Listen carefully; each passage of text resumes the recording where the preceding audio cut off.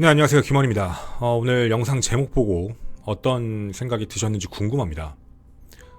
사람을 3명이나 살해했다. 아마 연쇄살인이라고 생각이 드셨을 수도 있습니다. 근데 미리 말씀드리면 연쇄살인 아닙니다. 살해하고 징역, 그리고 출소 후 또 살해하고 징역, 그리고 출소 후에 또다시 살인. 사람을 살해한 전과만 무려 3번인 범죄자가 제가 방송 촬영일 기준 어제인 2025년 4월 22일 대전교도소에서 출소했습니다. 지금 어디 있는지요? 모릅니다. 아니, 근데 보통 사람을 살해하면 형량이 엄청 높은데 어떻게 3번씩이나 라는 생각이 드실 것 같습니다. 일단 이 이야기를 자세히 설명드리기 위해서는 이 용어를 조금 먼저 우리가 기억해 볼 필요가 있는데요. 제가 요즘에 댓글이나 뉴스기사 댓글들을 보게 되면 이 부분을 좀 많이 혼동해 하시는 분들이 계세요. 일단 이 내용에 대해서 용어 정리부터 좀 해보도록 하겠습니다. 여러분 혹시 치사라는 단어, 땡땡치사, 그리고 살인이라는 단어를 아마 들어보셨을 겁니다. 언론을 통해 보면 분명 사람이 사망한 결과는 똑같은데 그 범죄자, 피고인의 죄명이 살인죄 혹은 폭행 혹은 상해치사죄 이렇게 나뉘는 걸로 아마 종종 보실 겁니다. 자, 간단하게 나눠보면요. 사람에게 위력을 가해서 상해만을 입히면 그걸 치상이라고 부릅니다. 상해만 입혔다. 근데 결과적으로 사망에 이르게 하면 치사라는 명칭으로 재판을 받게 됩니다. 그럼 살인은 무엇이라고 보는 게 좋을까요? 아니, 사람 죽인 건 똑같은데. 그동안 우리는 여러 가지 방송 매체나 저희 영상을 통해서 자기에 의한 살인, 부작위에 의한 살인 이런 명칭도 들어보셨을 거고 미필적 고의에 의한 살인, 우발적 살인, 계획적 살인 등등 이런 말들도 들어보셨을 겁니다.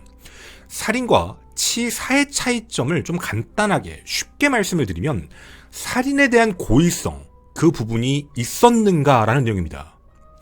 지금 이 표에서 보이시는 것처럼 뭔가 죽지 않을 만큼의 공격을 가했는데 결과적으로 사망하면 상해치사. 근데 죽을 만큼 공격을 했고 결론적으로 사망했다면 살인. 이 정도의 차이점입니다. 따라서 사람이 사망할 줄 모르고 위력을 가했다 사망하면 치사라고 보고 사망할 걸 최소한 어느 정도 인지를 하고 위력을 가했다라고 하면 살인입니다.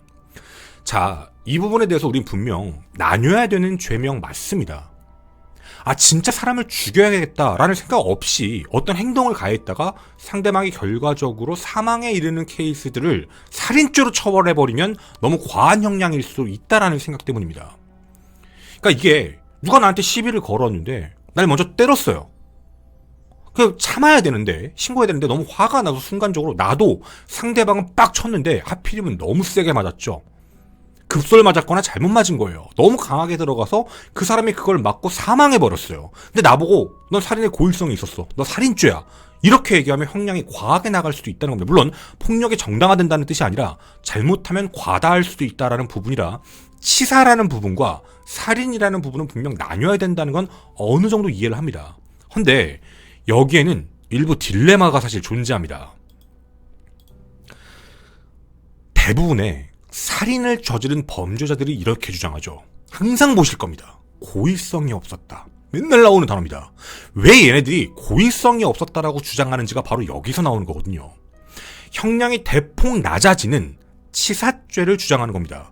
사람이 사망했다는 결과는 절대 바뀌지 않으니까 자신의 마음속에 살인에 대한 의지가 있었다 하더라도 살인의 고의성 없었어요. 왜냐면 그럼 살인죄로 처리하는 게 아니라 치사죄로 처리를 해야 되니까요.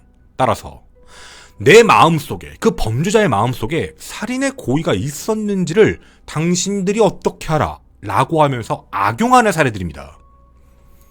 자, 예를 들어보겠습니다. 기억하실 것 같은데요. 서면 돌려차기 사건 범인 이현우. 살인의 고의성이 입증이 되었습니다. 피해자분은 극적으로 생존하셨죠. 자기는 죽일 의도가 없었다라고 강하게 혐의 부인하며 주장했습니다. 헌데 재판부는 머리 부분에 집중 공격하는 모습과 의식을 잃은 피해자를 상대로도 지속적 공격을 가한 부분이 분명 살인의 고의가 있었다라고 판단해서 입증이 되었죠. 근데 반면 이 사건도 기억나시는지 궁금합니다. 거제 전 여친 폭행 사망 사건의 범인 김승진은 전 여자친구인 피해자의 집에 들어가 목을 조르고 얼굴 부분을 집중 폭행을 가하였는데 피해자가 당시에 도망쳐 나와 입원 치료를 받다가 사건 발생 약 9일 후 폐혈증으로 사망하셨습니다. 해서 이 사건에는 상해치사라는 죄명으로 재판이 1심이 진행이 되었죠. 해서 1심 12년이 나왔습니다. 이후 현재 항소심을 진행 중으로 사건을 살인죄로 변경하길 유가족분들이 원하고 계신 상태죠. 자, 이런 문제인 겁니다. 김승진이 살해의 고의성이 있었는가 없었는가, 이현우가 살인에 대한 고의성이 있었는가 없었는가, 이 부분 다 마음속에 있는 부분입니다. 해서 이 부분을 제대로 판단할 수가 없으니까 당시에 가한 행동에 대한 부분만 있던 부분이죠. 따라서 이현우 같은 경우에는 CCTV가 그대로 남아있어서 그 증거를 토대로 고의성이 있다라고 판단했지만, 김승진 같은 경우에는 밀실 그 방 안에서 벌어졌던 내용, 피해자가 피해에 대해 분명히 얘기를 했지만 이 부분을 살인의 고의성이 있다라고 봐야 될지 없다라고 봐야 될지가 애매해지면 치사죄로 가는 게 대부분입니다. 왜냐면 살인죄로 무리하게 기소했다 무죄 나오면 안 되니까 말이죠. 자, 그런데 말이죠. 앞서 이미 출소한 전과자, 그에게 저는 3명을 살해한 사람이라고 얘기를 했습니다. 살인의 고의성이 있었다라고 저는 느껴지긴 대목을 전한 부분입니다. 헌데 당시 재판부의 판단은 달랐습니다. 첫 번째 범행 1992년, 죄명 상해치사. 다 이해가 되시죠? 공격을 가했는데 결과론적으로 피해자가 사망했다. 오랜 시간에 걸려 사망한 게 아니라 현장에서 사망했습니다. 헌데 상해치사죄로 징역 4년형을 선고받습니다. 그리고 가석방이 되어 출소가 됐고 1998년 또다시 사람을 죽입니다. 그때 죄명도 상해치사.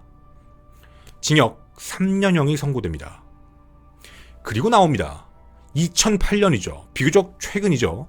2008년 그때도 또다시 사람을 죽입니다. 위에 있었던 첫 번째, 두 번째 범행 스타일과 똑같습니다. 그런데 2008년에선 살인죄를 적용시킵니다. 계획적 살인 말고요. 살인죄를 적용시켜 징역 15년형이 선고가 됐습니다. 자, 그렇게 그 남성은 2025년 현재입니다. 2008년 사건인데 15년이면 더 앞선 거 아니냐라고 하실 수도 있는데요. 여기 보이시죠? 공개수배가 됐었던 이유. 2010년 재판이었습니다. 나중에 권고가 된 겁니다. 2010년 재판에서 15년이 선고가 돼서 2025년 방송 촬영의 기준으로 어제 날짜 4월 22일 날 출소했습니다. 형량이 극히 낮았던 이유, 시대적인 상황일 수도 있습니다. 과거니까 말이죠. 그리고 살인의 고의성을 입증하기 어려웠기 때문입니다. 하지만 우린 한 가지를 압니다. 피해자는요, 무려 3명입니다. 사람을 결론적으로 3명이나 살해했습니다. 사망에 이르게 했다는 뜻이죠.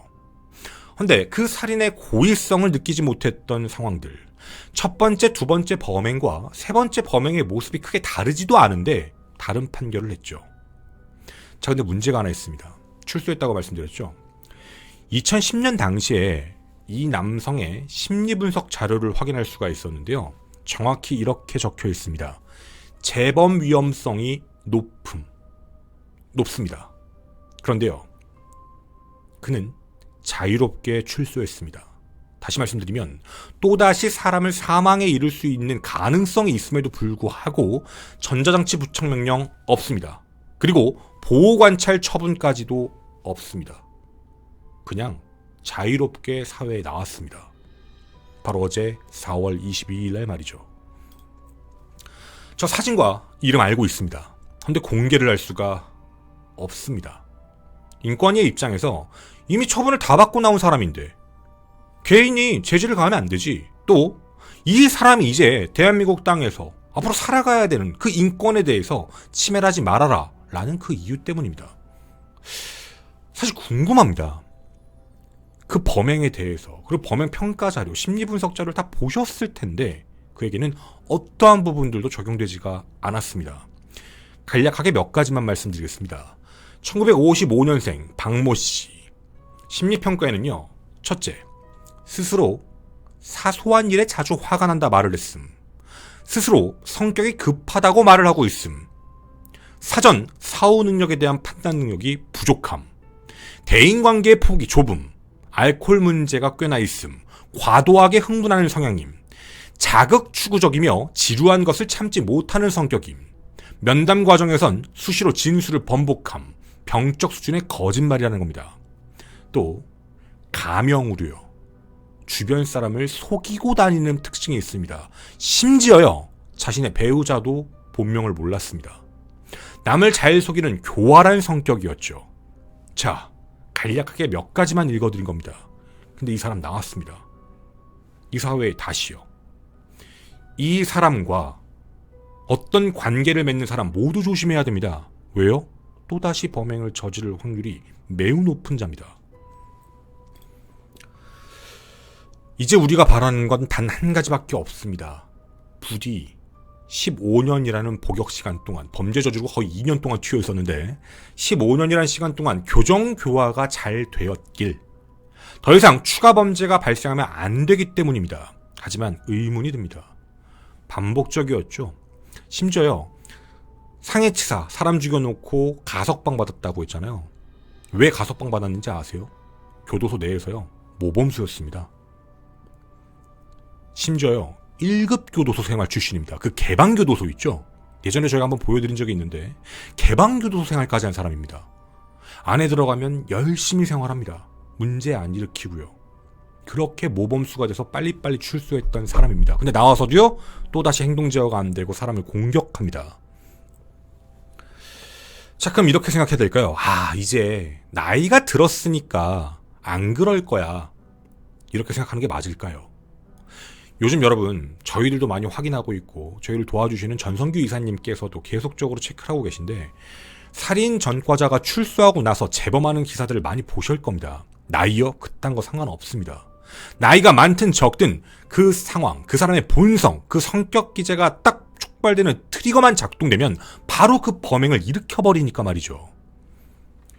인권위에서 경검에서 하지 말라고 하시니 최소한의 정보로만 공개할 뿐입니다. 위에 말씀드린 그 특징대로만 말이죠.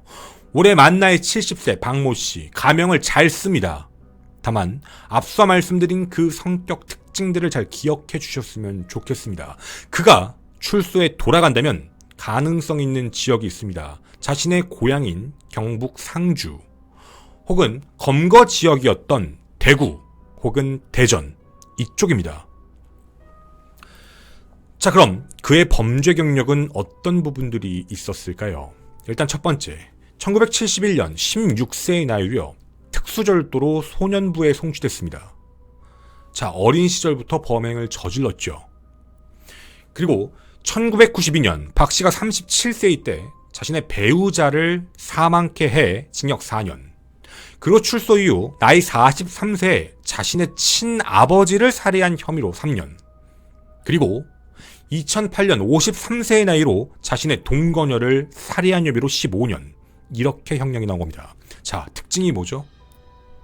자신과 가까운 사람, 같이 있는 사람들에 대한 연속적 범행입니다. 가까워질수록 피해당할 확률이 높아 보이는 모습이죠. 그럼 알아야 되잖아요. 이 사람하고 가깝게 지내면 위험할 수 있다라는 사실을 알아야 되는데, 박 씨가 다시 사회에 나와 자기가 말을 되게 잘한다고 하더라고요. 누군가와 또 만남을 갖고 함께 생활을 하게 되면 그 사람은 언제든 피해자가 될 가능성이 있는 겁니다. 이러다 또 다른 네 번째 피해자 발생하면 그때 누구가 책임질 건가요? 실제로 진술, 당시 조사받을 때의 내용을 봤습니다. 자, 어떤 내용이 있었냐면 16세의 나이에 절도염이 있었다고 얘기를 했었죠. 그거에 대해서 물어봤는데 이렇게 말을 합니다. 기억이 안 나요. 이런 얘기합니다. 중간에 2008년에도 물건 훔친 적이 있는데 기억이 안 나요. 다 이렇게 얘기해요. 분명히 기억이 안 날 수 없는 부분인데, 그러다 나중에 물어보면 그때서야 얘기를 합니다. 한 5개월 정도 소년보호시설에 있었죠. 노숙자 생활 같이 하다가 집을 안 들어간 거죠. 그러다가 배가 고파서 특수절도한 걸로 기억합니다. 특수절도입니다, 여러분. 일반 절도가 아니고요. 특수. 뭐 들었단 얘기죠. 범행 도구를 썼단 얘기입니다. 자, 그럼 첫 번째 범행에 대한 부분입니다. 사실 확인이 어렵습니다. 너무 옛날 사건이라서 내용에 대한 부분들이 정확하게 나오지 않는데 대략적인 내용은 이렇습니다. 박 씨가 25세, 당시 운전학원 조교로 생활을 할 때에 그때 공부하러 이제 면허를 따기 위해 왔던 한 여성과 만나 결혼을 하게 됩니다. 그런데 그의 폭력성은 어마어마했습니다. 술만 마시면 어마어마한 폭력을 가했죠. 가정폭력이었습니다. 그러다 결국 피해자가 사망하게 됩니다. 근데 이런 상황에 대해서요, 박 씨 뭐라고 하는지 아십니까? 기억이 안 나요. 자기가 사람 그렇게 해놓고요, 기억이 안 난다고 얘기를 합니다. 기억이 나는데 말을 하고 싶지 않은 건지 그냥 기억이 안 난다로 일관만 하고 있습니다. 두 번째 범행입니다. 자, 이 부분에 대해서도 우리가 기억을 해야 될 게 있습니다. 박 씨가 뭐라고 진술했냐면, 아버지가 술에 취해 엄마를 때려가지고 말렸는데 아빠가 몽둥이로 막 때려가지고 아버지를 공격해서 아버지를 사망하게 한 사실이 있다. 자세히는 기억 안 난다. 이렇게만 말을 했습니다. 자, 내용만 들어보면 이 내용이죠. 아빠가 술에 취해서 엄마를 때리니까 아빠를 말리다 아빠가 나를 공격했고 그걸 뺏어서 아빠를 때렸다. 이런 얘기죠. 판결문을 확보했습니다. 정확하게 내용은 어떻게 됐냐면 1998년 11월 17일 경북 상주시의 집에서 아빠랑 술을 마시면서 대화를 하고 있었다고 합니다. 엄마랑 사이좋게 지내. 그러고 있는데 아빠가 술에 취해서 너도 똑같다. 왜 엄마 편을 드냐라고 하며 멱살을 잡고 폭력을 가하고 나무 몽둥이로 어깨를 때려서 그거의 격분에 그걸 뺏고 온몸을 폭행을 가해 아버지를 현장에서 사망하게 만들었습니다. 자기가 얘기하는 진술의 내용과는 좀 분명 다른 부분들이죠. 자, 자기가 얘기하는 부분은 아빠가 엄마를 때려서 그렇게 했다. 그런 사실이 아닙니다. 엄마랑 잘 지내라라고 하다가 자신과 촉발된 문제에서 공격을 가했고 사망을 했습니다. 앞에 있던 사건, 두 번째 사건 전부 상해 치사 혐의로 형량이 4년, 3년 이렇게 나온 겁니다. 그리고 이때 당시에 감경이 된 이유가 있었습니다. 깊이 뉘우치면서 다시는 이러한 범행을 저지르지 않겠다고 굳게 다짐하고 있는 점을 참작한다 해서 형량을 깎아줬습니다. 해서 3년입니다. 그리고 세 번째 범행입니다. 가석방이 됐습니다. 심지어 가석방 되고 대전역에서 약 2, 3년 정도를 노숙 생활을 하며 노동일을 했다고 하는데요. 자신의 동료 소개로 만난 한 여성이 있었습니다. 2006년 12월 대전에서 함께 결혼 생활을 시작하게 되는데요. 여기서 이런 일이 발생합니다. 자, 지금부터 이건 이 박 씨의 주장입니다. 아내가 집을 나가요. 나가면 4에서 5일 정도씩 있다 집에 들어옵니다. 불륜이다. 이거 박 씨 얘기입니다. 당시 진술에 보게 되면 혹시 불륜에 대한 직접 증거가 있었나라는 질문에 박 씨는 증거는 없다.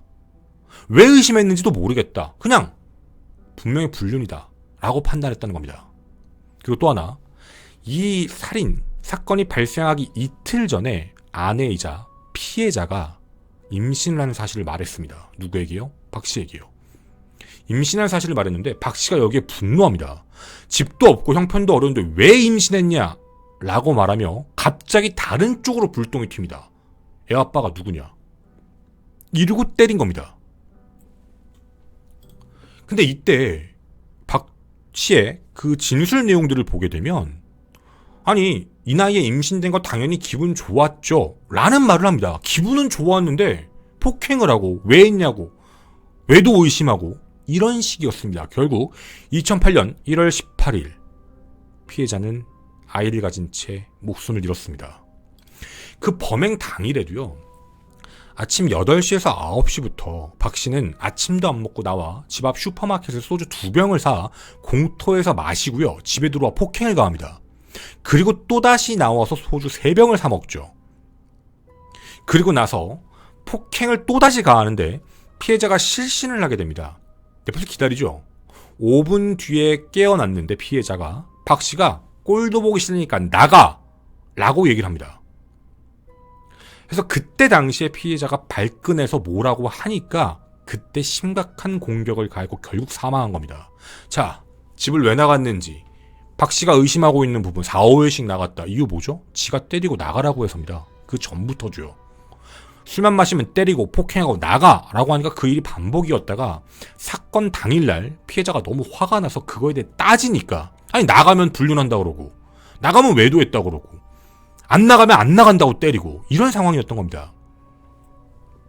그렇게 피해자가 사망한 상태, 점점 상태가 안 좋아지고 있는데요. 박 씨는 피해자의 통장에서 돈을 찾아 또다시 술을 먹습니다. 그 이후 피해자를 방에서 끈으로 묶어놓고 자물쇠로 잠궈버렸죠. 이미 사망한 이후였습니다. 당시 피해자분은 정신지체 2급이셨는데요. 사실 일상생활이나 가정생활에도 문제가 없었습니다. 불륜, 외도요 그런 거 아무것도 없었습니다. 이 내용은요. 사실 그때 당시에 의심을 했는지 아닌지도 모르겠습니다. 박 씨는 뭐라고 하는지 아십니까? 자기가 그런 범행을 저지르는 이유는요. 아빠 때문이다라고 합니다. 죽일 의도가 없었어요. 아버지 때문에 그래요. 꿈에서도 아버지가 나와서 막 나를 때려요. 다 거짓말입니다. 만약 그 말대로면 첫 번째 사건이 발생하면 안 됐죠. 그냥 자기 합리화하기 위한 주변의 것들을 전부 다 가지고 와서 얘기합니다. 아버지 때문이다. 첫 번째 사건 관련 없습니다. 두 번째 그런 사건, 세 번째 사건 어땠죠? 자기 혼자 망상했죠. 누구 탓으로 돌리죠? 피해자 탓입니다. 피해자 그런 사실 없습니다. 자기 혼자 말 만들고 마치 그것 때문에 살해한 게 아니라 그냥 술 먹고 그런 폭력적인 습성이 나온 건데 그 뒤에 그냥 아무렇지 않게 말을 갖다 붙일 거 제일 쉬운 거요. 아빠죠. 자기는 한없이 약한 사람, 자기는 한없이 고통받은 사람, 피해받은 사람의 코스프레하면서 남에게 저지르는 그런 범죄 행위에 대해서는 아무렇지 않아 하는 합리화성을 보이기에 바로 박 씨입니다. 자신은 이렇게 얘기를 합니다. 평소에도 사소한 일에 화가 나는 경우가 많다. 특히 술을 마시면 강해진다. 다른 사람에게는 하지 않으며 가족에게 그러는 경향이 심하다. 사정없이 때리는 이유. 그 외상적인 손상에 대해서 후회는 하지만 폭행에 대한 제어가 되지 않는다. 폭행 이후 피해자가 고통을 호소하지 않아서 조치를 취해본 적도 없다. 말이 됩니까? 어떻게 사람인데 고통을 호소하지 않냐고요. 제가 이 사건에 대해서 박 씨가 자유롭게 나온 부분이 뭐가 잘못됐다라고 생각이 들었냐면 분명히 본인도 술 먹으면 제어가 안 된다고 얘기를 했죠. 당시에도. 그런 사건들이 계속 발생을 해왔습니다. 술 마시고 사람, 술 마시고 사람, 술 마시고 사람. 그러면 적어도요. 전자장치 부착 명령, 보호관찰 명령 왜 내리죠? 몇 시 이후에, 몇 시 이후부터 술 마시지 말아라. 조두순처럼요. 그런 명령이 내려갑니다. 외출 금지, 술 먹는 거 금지. 이런 부분들이 들어가서 제어를 시켜야죠. 없습니다. 그냥 나왔습니다. 이 사람이요. 어제 출소했다고 그랬죠? 지금 술 먹고 있을 수도 있습니다. 15년간 참았으니까요. 사람에 대한, 특히 가족에 대한 공감 능력이 철저하게 결여되어 있는 사람, 그리고 모든 책임을 다른 사람에게 떠넘기는 타입, 충동적, 편집증, 다혈질이며 포악한 성격, 인생에서 3명이나 연이어 사람을 사망에 이르게 했음에도 고위험군으로 아무 제재 없이 나오게 하는 재범자입니다. 자신의 정신질환을 꾀병으로 가장을 하고 있는 박모 씨, 분명 반사회적 인격장애로 판단됐습니다. PCR 검사에서도 굉장히 높은 수준의 점수가 나왔죠. 이런 사람을 세상에 그냥 아무렇지 않게 내보냈습니다. 그리고 결국 우리 사회는 다시 그를 받아들이게 되었죠. 어디 사는지도 모릅니다. 사실 안다면 조심하세요. 거리를 두세요라고 얘기하고 싶은데 그럴 수가 없습니다. 인권보호를 해달라고 하니 말이죠. 그러면 저도 최소한의 장치는 해놓고 사회에 내놨어야지요. 만약 박 씨가 또다시 살인을 저지른다면 누가 책임질지 정말 궁금합니다. 아무도 안 지겠죠. 앞서 말씀드린 대로 우리가 아무 일이 발생되지 않길, 교정교화가 다 되었길 그냥 바랄 뿐입니다. 이 영상을 박 씨가 볼지 모르겠습니다. 교정교화가 진심으로 됐길 바랍니다. 이 영상의 내용에서 분노하고 빡쳐하지도 마세요. 당신은 사람을 셋이나 죽인 살인마입니다. 그러니까 참회하고 반성하고 조용히 사셨으면 정말 좋겠습니다. 저희가 말씀드린 그 지역 이외일 수도 있습니다. 어떤 것도 공개할 수 없는 점들도 참으로 안타깝습니다. 그리고 법적으로 제지를 가하지도 않았습니다. 그냥 아무 일이 없길 바랄 뿐이고 제발 뉴스 기사에서 재범했다라는 말이 안 나오길 바랄 뿐입니다. 조용히 살다 저 세상으로 가시길 바랍니다. 저는 김원이었습니다. 감사합니다.